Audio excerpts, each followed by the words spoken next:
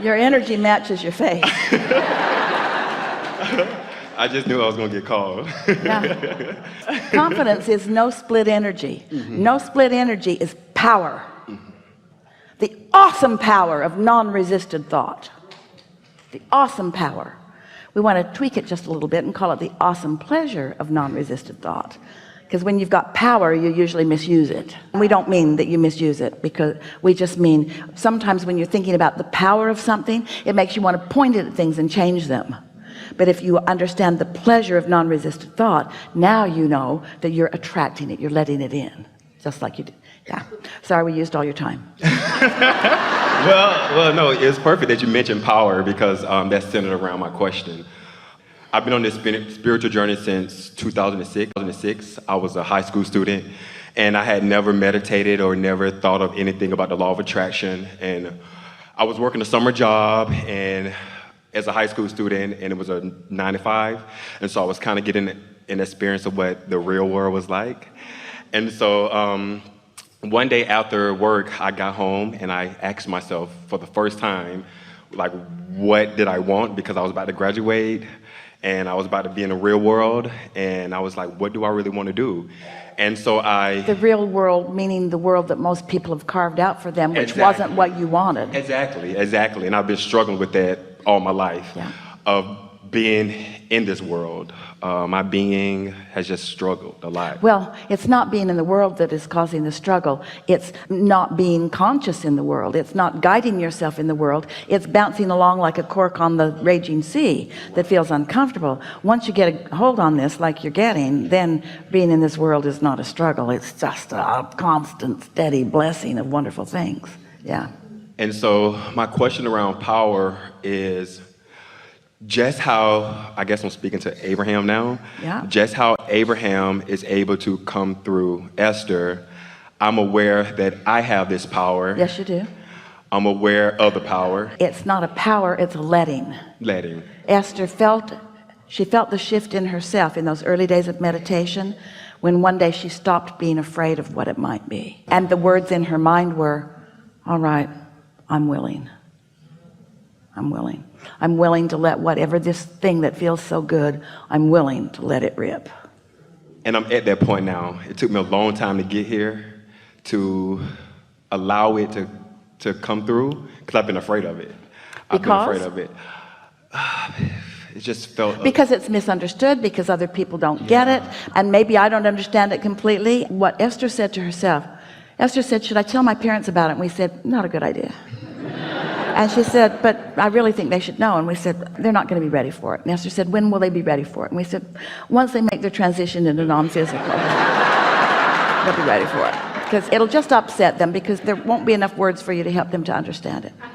So what Esther came to understand about that, and what causes your fear, and it's really at the basis of everything that doesn't go well for everybody, it's your awareness of people's response to you that you put in a higher place of priority than your own awareness of your response to your inner being and your inner being's response to you. When we talked about the master earlier, we didn't mean it like when we said you can't serve two masters. What we really mean is you can't be under the influence of source energy and under the influence of something else, and nothing comes close to being under the influence of source energy. So once you begin to understand that, words don't teach. People sit in a room like this, and Abraham flows through Esther in a powerful way, and Esther does a good job of relaxing and allowing the clarity of what we mean to flow through the words that she finds at an unconscious level. And so it's a good experience for most people most of the time. But you could be thinking, as you're sitting out there, well, that girl really she's sure about what she's talking about. She sure has a strong opinion about that, and the presentation is quite fluid, and we know that you're getting it. You may get it like that and feel that way about it. It's just another opinion. Lots of opinions in the world. Everybody's writing a book about how one might find more harmony and happiness in life, and we understand that that might be what you're getting and all that you're getting. We also understand that if we can help you to resonate with the basis of who you are and what you know by encouraging you to meditate and quiet your mind. And when you quiet your mind, you stop thought. And when you stop thought, you stop resistance, and you allow your vibration to rise. So as your vibration rises, and then because you're in that harmony of vibration with your inner being, then what your inner being knows flows into your mind as a thought, as a sentence maybe. You ready for that? Or as an impulse. And you follow the impulse because it feels so good, and because it's strong, and because you recognize it. And then you get to, as our friend was pointing out earlier with the rabbits and so on, you get manifestations that amplify and give evidence to the vibration you know you accomplished.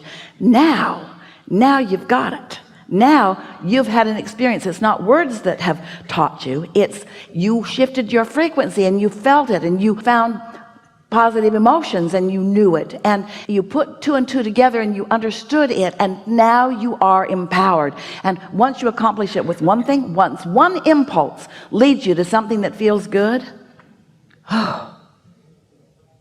our favorite impulse story is one of Esther. We'll be very brief about it. We used to tell a long version. We'll tell it the short version. Esther woke up one morning, and coming out of meditation, she felt ravenous to move her furniture around for no good reason, because every piece of furniture had been purchased for the spot it was sitting in.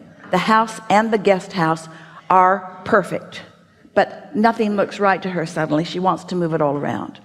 Well, she's there alone. She's not going to move the furniture by herself. It needs to be picked up and moved from place to place.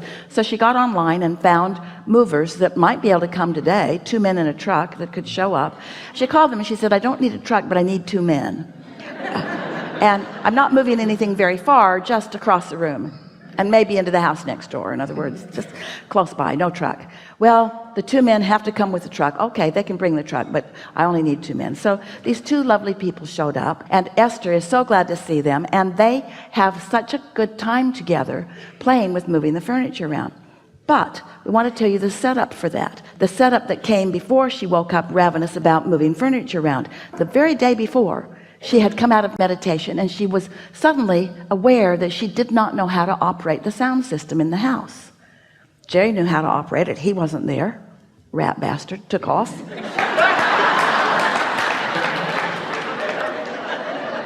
That's Jerry.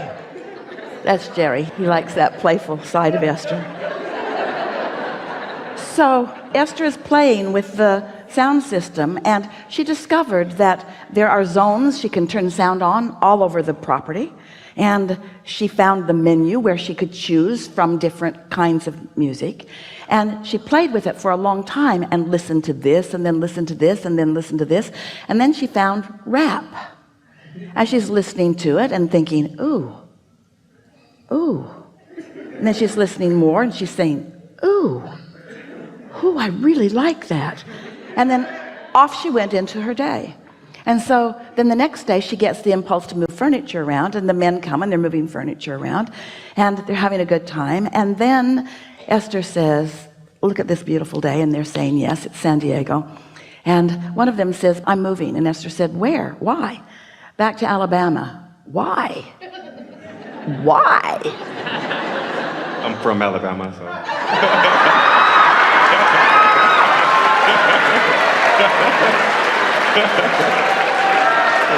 Tuskegee to be exact. Really? Could that be the reason this story applies? So why are you moving?